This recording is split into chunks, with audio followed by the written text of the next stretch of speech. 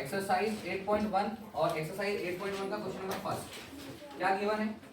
Given ABC, इसके अंदर right angle triangle, जो राइट एंगल ट्राइंगल है ये क्या है? B, और AB equal 24 centimetre, BC equal 7 centimetre. Right angle triangle B है, AB इक्वल 24 सेंटीमीटर है, BC इक्वल कितना है? 7 सेंटीमीटर। क्या फाइंड करना है?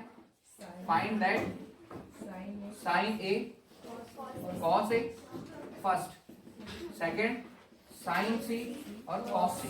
अब देखो यहाँ पर उसने डायग्राम भी नहीं बनाकर बताया है, लेकिन डायग्राम हम लोगों को बनाना है।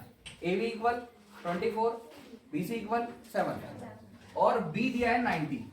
तो क्या करो, सिर्फ B को पहले 90 बना लो।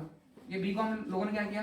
90। अब जहां पर इच्छा हो वहां पर नाम दे दो, लेकिन एक चीज याद रखना है, उसने एंगल A और C दोनों को अलग अलग निकालने के लिए बोला है। कहीं पर भी नाम दे सकते हैं। मैं अगर A को यहाँ नाम दे देता हूँ तो भी कोई दिक्कत नहीं, C को यहाँ नाम दे देता हूँ तो भी कोई दिक्कत नहीं। AB कितना दिया है? 24 सेंटीमीटर। BC कितना दिया है? 7 सेंटीमीटर। क्या हमारे पास AC दिया है? AC नहीं दिया है, तो हम लोग सबसे पहले किसको निकालेंगे? AC को निकालेंगे। AC क्या है? Hypotenuse in right angle triangle, in right angle triangle ABC by Pythagoras theorem. In right angle triangle ABC by Pythagoras theorem. Pythagoras theorem क्या है? हाइपोटेनस का square equal perpendicular square plus base square. Hypotenuse क्या है? AC का square. Perpendicular क्या है? BC का square. Base क्या है? AB का स्क्वायर।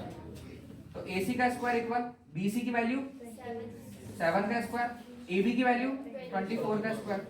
AC स्क्वायर इक्वल 49 और 24 का स्क्वायर 576। ये कितना जाएगा? 576। अब 576 और 49 को ऐड कर दीजिए। 5 1 7 और 8 10 2 1 और ये 6। AC का स्क्वायर इक्वल कितना? 625। AC स्क्वायर इक्वल कितना? 625। AC square equal 625। अब देखो AC स्क्वायर इक्वल लिख सकते हैं 25 का स्क्वायर। कंपेयर करने पर AC इक्वल कितना आ जाएगा? 25। AC की वैल्यू आ गई, मतलब हाइपोटेनस आ गया हमारे पास 25 सेंटीमीटर। वैल्यू किस किस की चाहिए? Sine A cos A। तो साइन A इक्वल इसके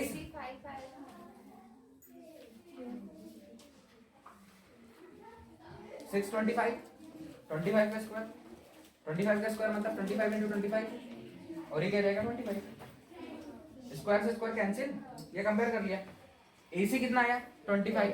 अब ध्यान से देखो, साइन A के हिसाब से सामने वाली साइड परपेंडिकुलर, इस A के हिसाब से सामने वाली साइड परपेंडिकुलर, और साइन A का फॉर्मूला क्या होता है? Perpendicular upon hypotenuse. तो साइन A इक्वल परपेंडिकुलर की वैल्यू है 7, हाइपोटेनियस की वैल्यू 25 सेंटीमीटर। सेंटीमीटर इससे ही कैंसिल, तो इसको मैं 7 पर 25 लिख रहा हूँ। कॉस A, तो कॉस के हिसाब से A के हिसाब से एंगल के सामने वाली साइड परपेंडिकुलर, इसका फॉर्मूला क्या होता है? Base upon hypotenuse. तो एंगल A के हिसाब से ये बेस हुआ 24 सेंटीमीटर और हाइपोटेनियस 25 सेंटीमीटर, इससे ये कैंसिल 25 बाय 24 बाय 25। समझना। अगला बचा है साइन C और कॉस C। फॉर्मूला तो साइन C का वही होगा, perpendicular upon hypotenuse. Cos C का फॉर्मूला भी क्या होगा? बेस अपॉन हाइपोटेनियस, लेकिन C के हिसाब से, इस C के हिसाब से, इस C के हिसाब से, C के सामने वाली साइड क्या होती है? Perpendicular.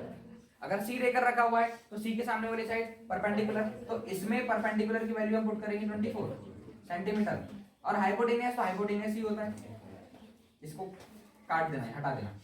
Cos C, cos C, C के सामने वाली साइड परपेंडिकुलर, हाइपोटेनियस अपनी जगह पर, और वो जो बचा है वो क्या हो जाएगा?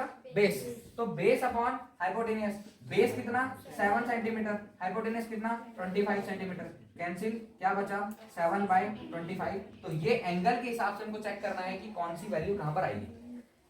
जो एंगल है उसके सामने वाली साइड परपेंडिकुलर, जो एंगल है उसके सामने वाली साइड परपेंडिकुलर। ट्रिग्नोमेट्री का मेन बेसिक फॉर्म यही है, अगर ये नहीं पता होगा तो कुछ भी नहीं बनेगा। आया समझ में? देखो